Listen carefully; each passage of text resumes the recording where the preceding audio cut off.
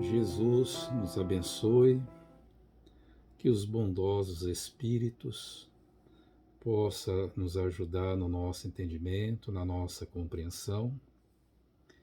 Numa passagem de Jesus em São Lucas, no capítulo 6, ele nos diz: a árvore que produz maus frutos não é boa, e a árvore que produz bons frutos não é má, porquanto cada árvore se conhece pelo seu próprio fruto. Não se colhem figos nos espinheiros, nem cachos de uvas nas sarças.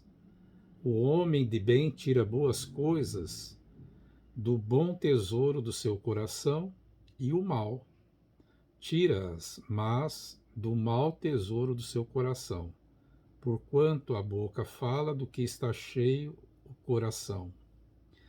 E em São Mateus, no capítulo 7, versículo 15, guardai-vos dos falsos profetas que vêm ter convosco, cobertos de pele de ovelha, e que por dentro são lobos rapaces.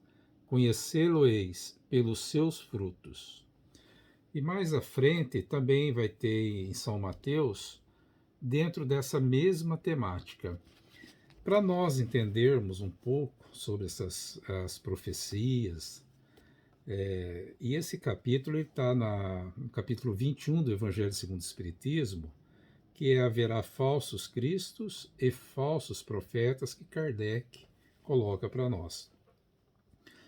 Para nosso entendimento, só o que diz Allan Kardec no Livro dos Médiuns, no item 267, no parágrafo 8º, né? É um trechinho. Ele diz assim: reconhece-se ainda os espíritos levianos pela facilidade com que predizem o futuro, e precisam dar fatos materiais de que não nos é dado ter conhecimento. Os bons espíritos fazem que as coisas futuras sejam pressentidas, quando esse pressentimento convenha. Nunca, porém, determinam datas. Então veja bem, nunca, porém, determinam datas. A previsão de qualquer acontecimento para uma época determinada é indício de mistificação. Então, nesse capítulo que nós estamos olhando, o objeto de Allan Kardec é mostrar as características dos profetas, né? Então, o profeta é um enviado de Deus com a missão de instruir os homens e lhes revelar as coisas ocultas e misteriosas da vida espiritual. Então, quando Jesus falou do Consolador prometido, ele não marcou data, né? E nós pressentimos, né, com a doutrina espírita. Quem são esses enviados que Deus envia? Na parte moral, eles são humildes, ou seja, eles têm as características do Cristo. Isso é que nós devemos observar. E os falsos, eles são apresentados com muitos vícios, defeitos, e exalam muito no seu comportamento o orgulho e a vaidade. Então aí ficamos preocupados, né? Todas as pessoas prevendo, marcando data, devemos ter cuidado. Os falsos profetas, né? Como é que nós vamos reconhecê-los? Então lá ele falou da árvore, né? Conhece-se a árvore.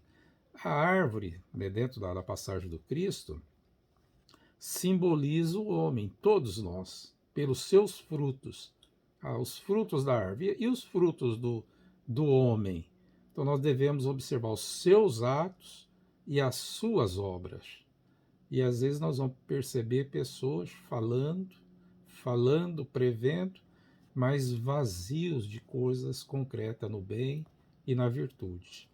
A árvore má que dá os maus frutos, esses maus frutos seria ali os nossos vícios: orgulho, egoísmo, vaidade, preguiça, né?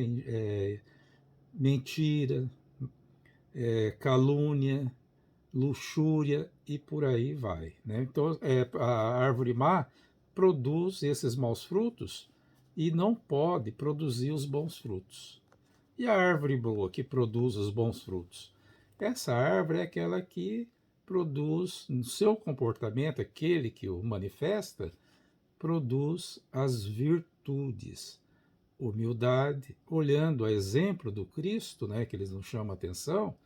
Então nós vamos perceber ali a compaixão, a benevolência, a indulgência, o não julgar, a piedade, a compaixão, a bondade, a gentileza, a tolerância, a paciência.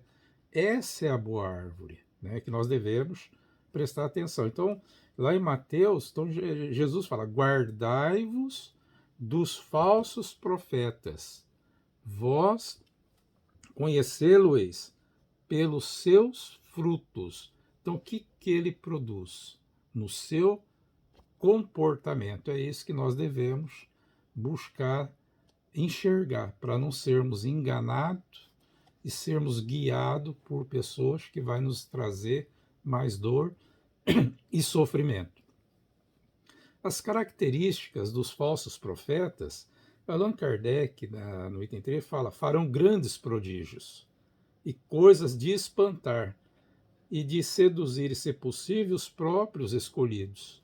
Então, as características dos falsos profetas serão numerosas, seduzirão a muitas pessoas e se farão passar pelo Cristo. Então, a gente vai observar que eles não têm o comportamento do Cristo, né?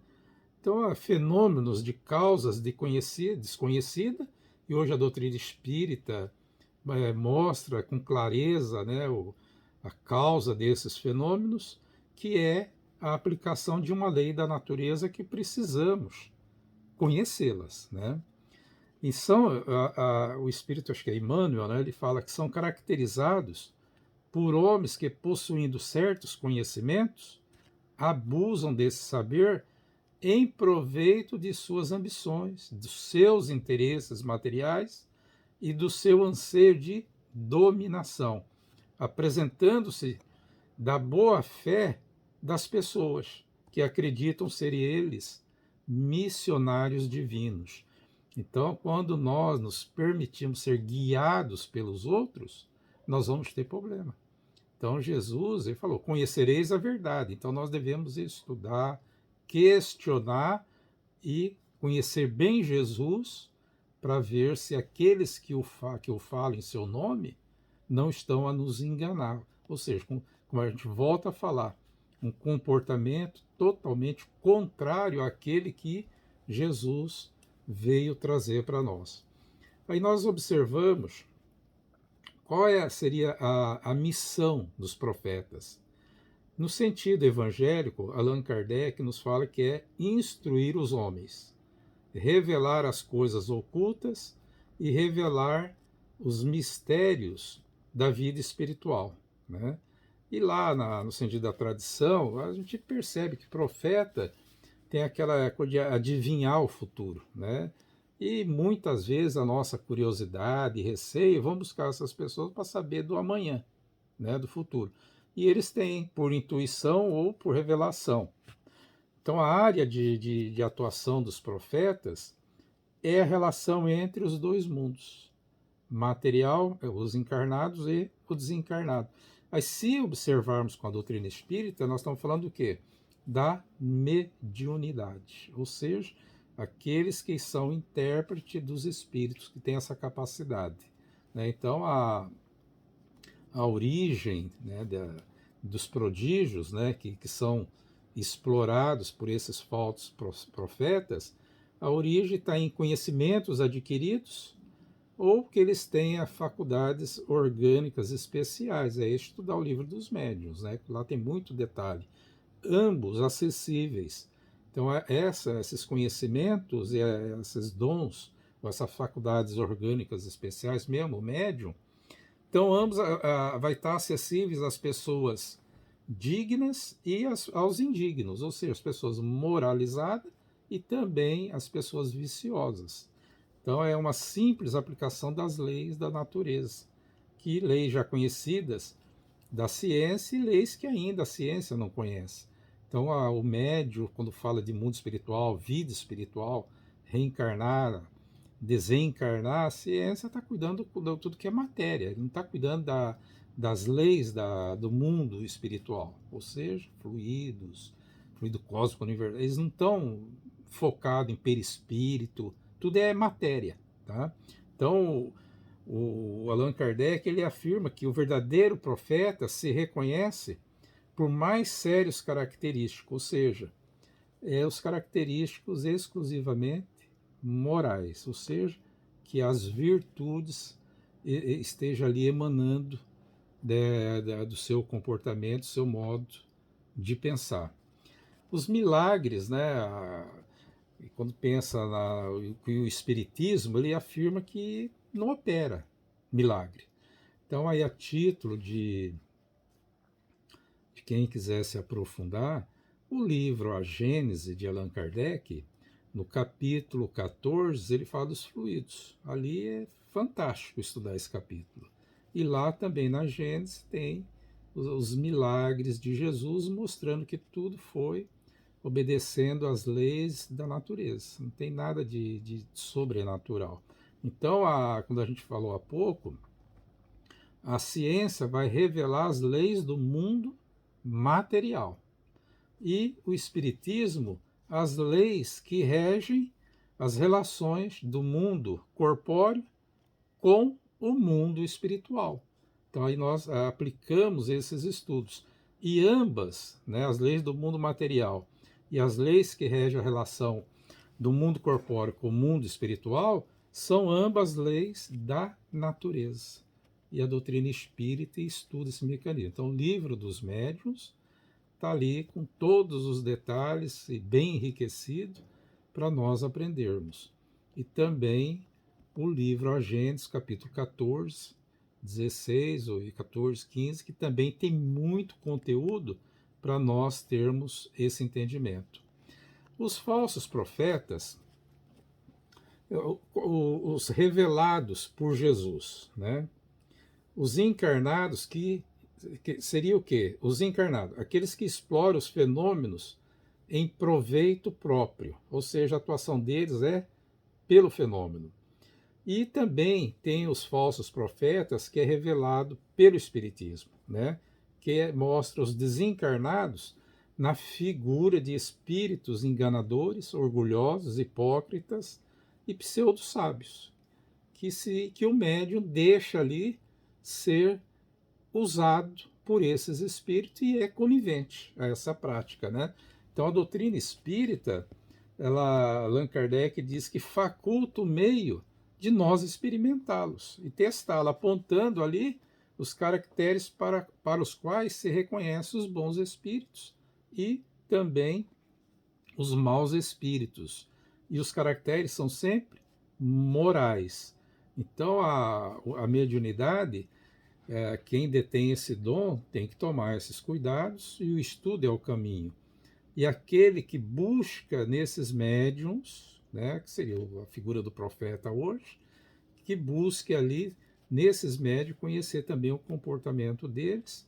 E quando nós buscarmos orientação com algum médium, nós também devemos saber o que nós estamos buscando, o que os espíritos têm, né, que possa nos atender. É coisas terrena, material, eles não vão se ocupar com isso, os espíritos sérios, né? Então, os falsos profetas, como se identificando, né, esse médium, eles pretendem monopolizar a verdade, orgulhosos como os antigos fariseus. Seus atos, aí a gente vai observar que seus atos não correspondem aos seus conselhos. Os verdadeiros profetas, né, os verdadeiros médios, possuem caridade, amor, indulgência, bondade, modéstia, humildade. Ou seja, os seus atos correspondem aos seus conselhos. É o comportamento do Cristo que nós devemos estar ali observando. Os verdadeiros profetas também são escolhidos por Deus, né? Então eles cumprem uma missão importante, no dizer de Allan Kardec, aí no caso uma mensagem do Espírito Erasto, ele diz, para fazer com que a humanidade avance moralmente e intelectualmente, são precisos homens superiores em inteligência e em moralidade. Então Deus só escolhe os que são capazes de cumprir suas missões. E esses escolhidos, nós devemos observar que eles são superiores em quê? Inteligência e moralidade. Então é uma forma de nós não sermos enganados. Então aí nós temos homens superiores em inteligência e em moralidade. Ele se justifica a sua missão pela superioridade de suas virtudes e pela sua grandeza, pelo resultado, pela influência moralizadora de suas obras. Essas pessoas, esses médios sinceros, que estão obedientes às leis divinas, eles ignoram a si mesmo. Eles são adivinhados. Ele não fica se colocando, né? O contrário, os falsos se colocam eles mesmos como enviados de Deus. Então eles têm aqueles nomes pomposos, veste pomposa, é o ritual ali a toda prova. E a mentira, a gente fica com os olhos fechados para questionamentos e buscar onde está a verdade, e acabamos sendo enganados. Os espíritos, né, do mundo espiritual, os espíritos que estão lá, como é que são os falsos profetas na espiritualidade, né? Quais são as suas características? Dão-se nomes respeitáveis, semeiam desunião, impele os grupos ao isolamento. Com suas teorias, o que eles querem fazer? Passá-los, quer dizer, com a sua teoria, o que nós devemos fazer?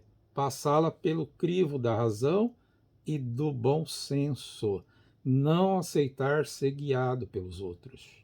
Bom senso, lógica, discernimento e razão. E Allan Kardec ainda afirma, quando tem dúvida, rejeite-a. Também submetê-las às massas. Se você tem dúvida, leve para que outras pessoas analisem. Os espíritos sérios, eles até gostam que nós façamos isso, tá? Que buscamos ter a verdade bem sedimentada, né? Então levamos essas teorias que eles nos passam para outros grupos, para outras pessoas, para que seja analisada. E nós devemos também desconfiar das comunicações que trazem o caráter de misticismo e que prescrevem cerimônias e atos extravagantes. Então, olha bem, atos extravagantes, nada de ritual. Misticismo é inclinação, né, dicionário, né? Um substantivo masculino, é uma inclinação para acreditar em forças e entes sobrenaturais. Também pode ser crença de que o ser humano pode comunicar-se com divindade ou receber deles sinais ou mensagens, né? Então, quando nós olhamos a doutrina espírita, o Espírito da Verdade, lá no Livro dos Médiuns, ele diz que o Espiritismo, seu objetivo, é o melhoramento moral da humanidade. Enquanto nós não nos afastarmos disso, jamais seremos enganados, tá? Aí ele também diz o Espírito da Verdade. Os Espíritos vêm vos instruir e vos guiar no caminho do bem, e não das honrarias e da fortuna, ou para servir as vossas paixões mesquinhas. Portanto, aquele que é mistificado não tem senão o que merece. Aí ele coloca para nós o Espírito da Verdade, dentro dos seus conselhos ao espírita, né? Ele diz que devemos estudai, comparai, aprofundai, dizemo-vos sem cessar que o conhecimento da verdade tem o seu preço. Então, aplicar, como diz Allan Kardec, aplicar a inteligência para obtermos e assimilarmos em nosso ser o conhecimento. Então precisa de esforço, dedicação, disciplina para que a gente se esclareça. E não deixar que os outros tragam teorias falsas e aceitamos sem questionamento. E finalizando o nosso tema, lá em São João, na primeira epístola, no capítulo 4, olha o que ele fala: meus bens amados, não creais em qualquer espírito, experimentai se os espíritos são de Deus, porquanto muitos falsos profetas se têm levantado no mundo. Então perceba que essa recomendação está aí há mais de 2000 anos conosco, né? Não creais em qualquer espírito. Porque quando surge no caminho da mediunidade, os espíritos na erraticidade, o patrimônio deles é o que eles tinham aqui na Terra: sabedoria e ignorância, uma coisa ou outra. Ou ele tinha virtude ou ele tinha vícios, defeitos, imperfeitos. Então isso está com ele no mundo espiritual. Então nós devemos realmente observar tudo isso naqueles que traz a mensagem para nós e aceitar, analisando realmente se atende a esse chamamento, essa colocação do Espírito da Verdade, quando diz que o objetivo é o melhoramento moral da humanidade. Essa é a função da doutrina espírita, objetivo maior. Não nos iludamos. Muita paz a todos. Sigamos confiantes que vamos conseguir vencer as nossas próprias imperfeições e caminharmos para Deus com gratidão no coração pelas oportunidades de apresentar, de aprendizado que a doutrina espírita tem nos trazido. Muita paz.